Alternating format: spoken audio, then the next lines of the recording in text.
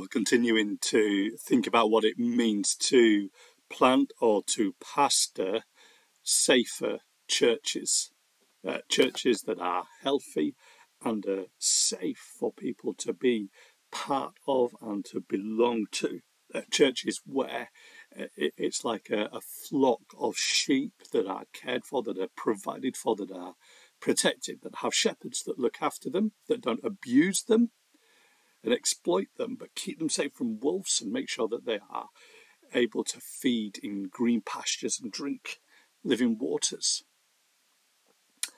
And today I want to talk about the place of common grace and general revelation in that pastoring, that caring for churches so that they are safe and healthy. If you begin to lead a church, then you'll realise, particularly as the church starts to grow and more people join, that there are a lot of responsibilities that you have to pay attention to. That if you rent a building, that you have to take into, or purchase and own a building, then you have to take into account a lot of things in terms of things like health and safety law, planning permission. In fact, some of those things will start to come into effect if you are meeting in a house and you start to outgrow your living space. And what gets beyond just having a few people turning up for a bit of time together. There are other rules and regulations that start to kick in: charity laws, laws about financial probity, rules and regulations, policies that you're expected to follow. And particularly as we're thinking about safer churches, all of those laws and requirements and policies around safeguarding, around how we care for children and how we protect and care for vulnerable adults. And sometimes the rules and regulations can feel like an imposition. I've heard people say it's really frustrating because we want to employ a worker, but there are so many rules and so much red tape around employment. And it's a nuisance, it's a pain. Now, sometimes those laws can be overkill. Sometimes they can create a feeling of bureaucracy. But I think it is best to start from the point of view that these are actually our friend.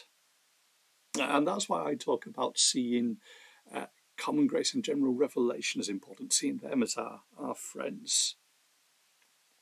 What do we mean by those two things?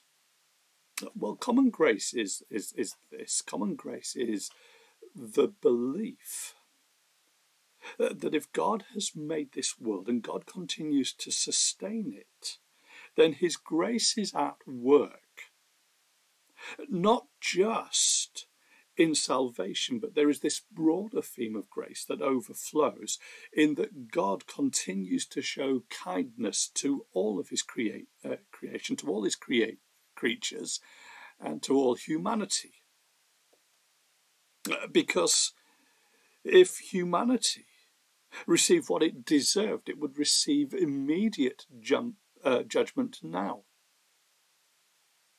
God chooses to show forbearance and patience, and even continues to provide all that his creatures need to live in this world. In fact, it has often been said that even after the fall, there is still no natural reason why all human beings shouldn't be able to live well, to live in comfort, to live free from poverty, and whilst there will be some suffering, not to experience a lot of the dangers and tragedies they do. That it's human injustice that puts others at risk. So there's God's common grace.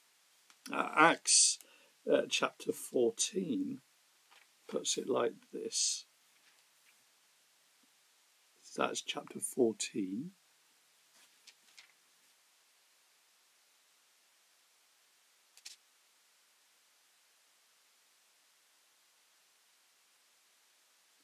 The challenge is again of using Bibles when the pages don't quite want to turn over. Acts chapter 14.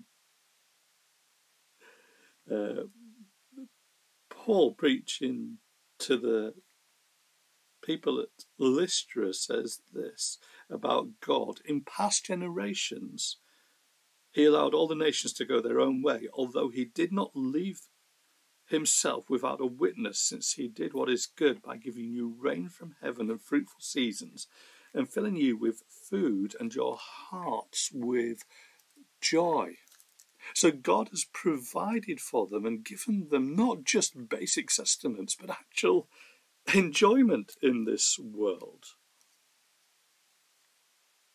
This is God's common grace. The other thing that is at work is general revelation. You'll see that God did these things, provided for them, in order to reveal something about himself, so that they would know a bit about him. That's why we say that no one is with excuse, that we are all without excuse. In Romans 1, it talks about revelation, about God's revelation in creation, meaning that we have all seen and heard. So that when God judges, we don't have an excuse for that. That is why God's wrath is seen, because the truth has been clearly revealed, but we have, as humans, suppressed it. So general revelation might be seen as, if God gives us common grace to enable us to live in this world, then general revelation means that God has shown us how to live in this world. And all human beings benefit from it. That's why we can learn from wise non-Christians. It's why you go to school and have an education. It's why we let doctors operate on us. It's why we let architects design buildings and engineer, build aeroplanes and cars and computers, because they have enough knowledge. And by the way, what we're saying there is this, that no one is living autonomously. No one is coming up with ideas new and fresh. We all think God's thoughts after him. We are all dependent on God revealing truth to us. Now, because of the fall, because of sin, there's a problem with this general revelation. I liken it sometimes to me trying to read the world with my glasses off. It's there, but it's blurry, it's incomplete, it's distorted, and that's what general revelation is like to us. Not because it's weak or lacking in that sense, but because there's a weakness, a lack in us. So I put on my glasses so I can see the world around me. Scripture, special revelation, the Bible functions a bit like that as well. It's like putting the glasses on so we can read the world aright. If you want to see general revelation properly, then you need the glasses of Scripture on, the glasses of special revelation. But also because general revelation only tells us so much, it is not complete and exhaustive revelation. General revelation tells us that there is a God. It tells us that he is a good and just and kind God. Tells us that we are sinners. You can work all of that out, and you can work out your need for God with general revelation, but you need special revelation. You need Scripture to tell you how you can come to God and be right with him. General revelation should make you want to be right with God. Special revelation will show you how to be right with God. So we need special revelation.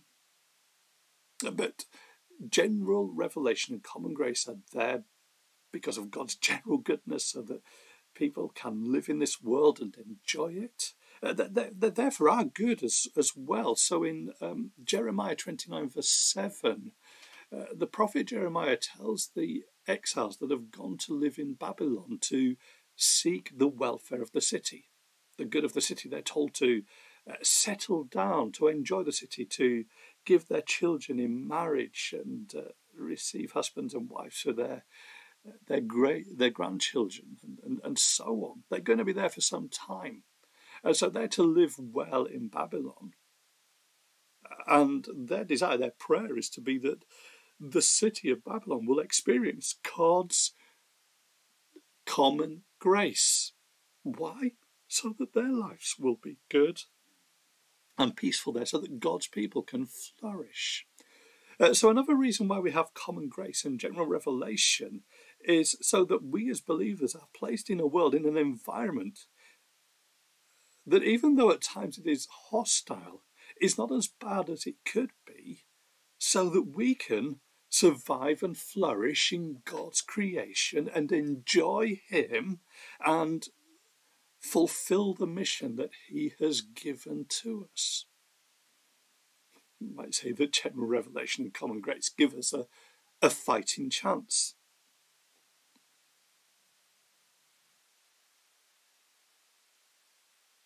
And that's important when we are planting churches. We want them to be safe churches, healthy churches, safer churches. And that's why I say make best use of general revelation and common grace as you find it around you. That will mean that we have a responsibility to submit to rules and regulations that are given to us from governments. Paul in Romans 13 says this, Romans 13 verse 1, "Let everyone submit to the governing authorities, since there is no authority except from God, and the authorities that exist are instituted by God." So then, the one who resists the authority is opposing God's command, and those who oppose it will bring judgment on themselves. For rulers are not a terror to good conduct, but to bad. Do you want to be unafraid of the authority? Do what is good, and you will have its approval. For it's God's servant for your good. But if you do wrong, be afraid, because it does not carry the sword for no reason. For it is God's servant, an avenger that brings wrath on the one who does wrong. Therefore you must submit, not only because of wrath, but also because of your conscience. And for this reason you pay taxes, since the authorities are God's servants. Continually attending to these tasks. Pay your obligations to everyone. Taxes to those you owe taxes, tolls to those you owe tolls, respect to those you owe respect, and honour to those you owe honour. Fascinating to remember as well that Paul writes that to, not to people living in a democracy, not even to people living in a benign dictatorship, but to people living under the suppression of foreign tyrannical rule under the Romans. Even there, even though you have got this sense of the Roman Empire as this beast, as this danger, even then, God through Paul says that He is still at work through common grace and general revelation to do good, even through those wicked authorities. So practically, for us, as we consider how we plant and how we pastor churches that are safe and healthy, what are the implications? First of all, it means that you follow employment law, that you are careful to put together contracts that keep at least the minimal standards that the state expects. I would go further than that. It means that you make use of outside bodies that can help you, that can advise you when it comes to things like safeguarding children. It means that you take your responsibilities seriously in terms of the taxman. And it means that you show probity and integrity with your finances, and you have good governance in place.